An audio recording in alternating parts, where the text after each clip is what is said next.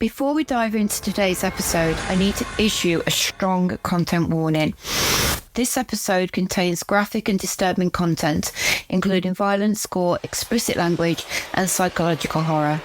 It's not suitable for children or those sensitive to extreme horror themes. Listener discretion is advised. Welcome, dear listeners, to another episode of Unveiling Nightmares. I'm your host, C.A. Bainham, and today we have a special treat for you. But first, a warning. This episode explores the darkest corners of extreme horror. We'll be discussing my own work, Dark Affairs Volume 1, and it's not for the faint heart, by giving you a glimpse into the world of Dark Affairs Volume 1. Providenza is a typical forest in respect of gloomy, menacing forest goers, with rotting ancient oak trees crowded together. Wild grass stands lifeless, invaded by roses, untamed and desolate.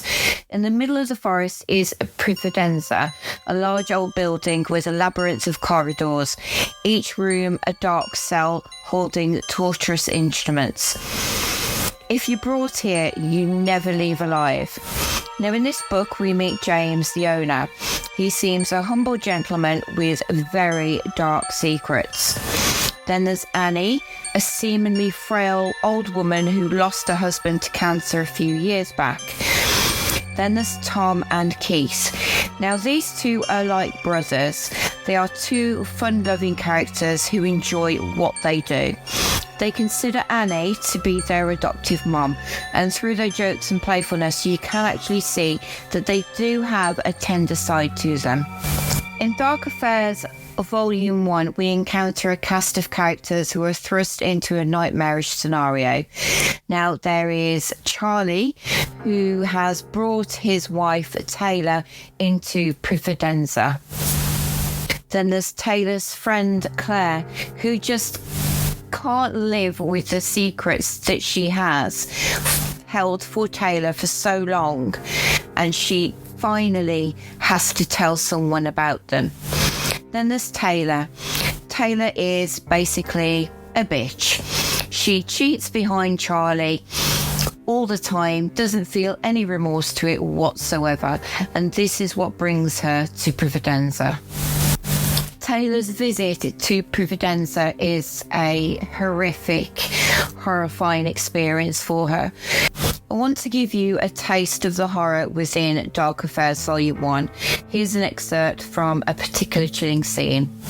Was it morning? Taylor had no idea. Her bum was numb for sitting for so long. She was so uncomfortable. Her hands and feet were tingling and felt numb. The more she moved, the straps dug into her skin. She was so thirsty and hungry. She couldn't remember the last time she ate. She didn't even know what day it was. Help, she screamed. She was hoping that someone could hear her and save her. She started screaming louder, shaking the chair with all her strength. There was a loud bang on the door. Help! Someone help me! The door opened. Ah, did the little whore think she was being rescued? Tom stood in the doorway, smiling at her.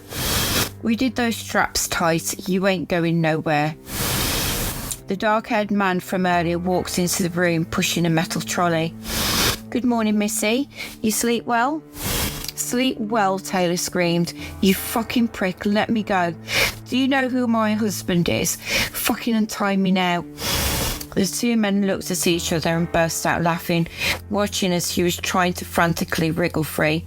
Let me go, Taylor screamed over and over. Keith, grab that trolley, Tom said to the dark-haired man. Keith grabbed a metal trolley and rolled it over to the chair. He positioned himself behind Taylor's head. Taylor tried to look up at him. What the fuck are you doing? Will you just shut up? Tom walked over to the chair, lifting his leg over Taylor's and straddling her. Getting into position, he placed himself on her lap. Get the fuck off me, she started screaming at the top of her voice. Keith grabbed her nose and squeezed it together tightly. Then he placed his other hand over her mouth. She couldn't breathe, her eyes full of panic, trying to twist her head. She needed air. Her breasts bounced side to side as she struggled.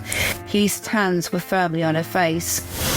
Tom grabs something from the trolley. It's shiny and round. He shifts himself on a lap, looking at her face as he brings the shiny thing upwards. Keith lets go of her mouth, still pinching her nose tightly together. She opens her mouth to gasp for air as Tom shoves the metal thing into her mouth. She can taste the metal, the tobacco on his fingers. She tries to bite down, but the metal is in the way. Tom starts turning the stick so she can see, her jaw opening wider with every turn. He stops, placing his cold hands on her stomach. He looks up at her.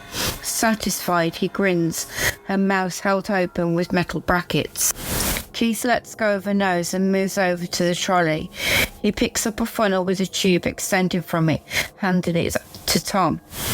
Her eyes dart back and forth from Keith to Tom, trying to read what they were planning to do next. Tom lifts the tube, bringing it up to her mouth. "Now swallow," Keith chuckles.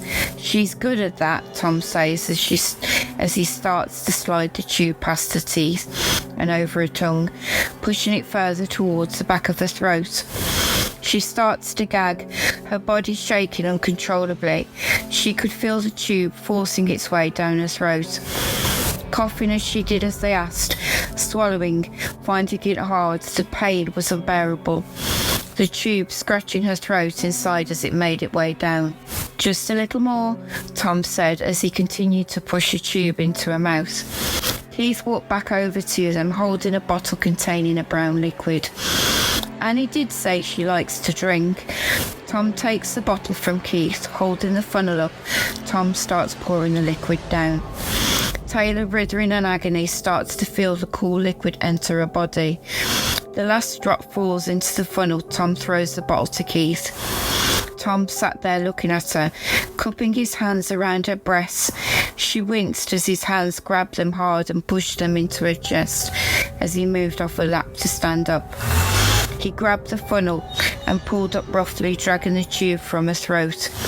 Taylor squirmed as it scratched the inside of her throat, coughing violently. "See you in 10 minutes, you whore."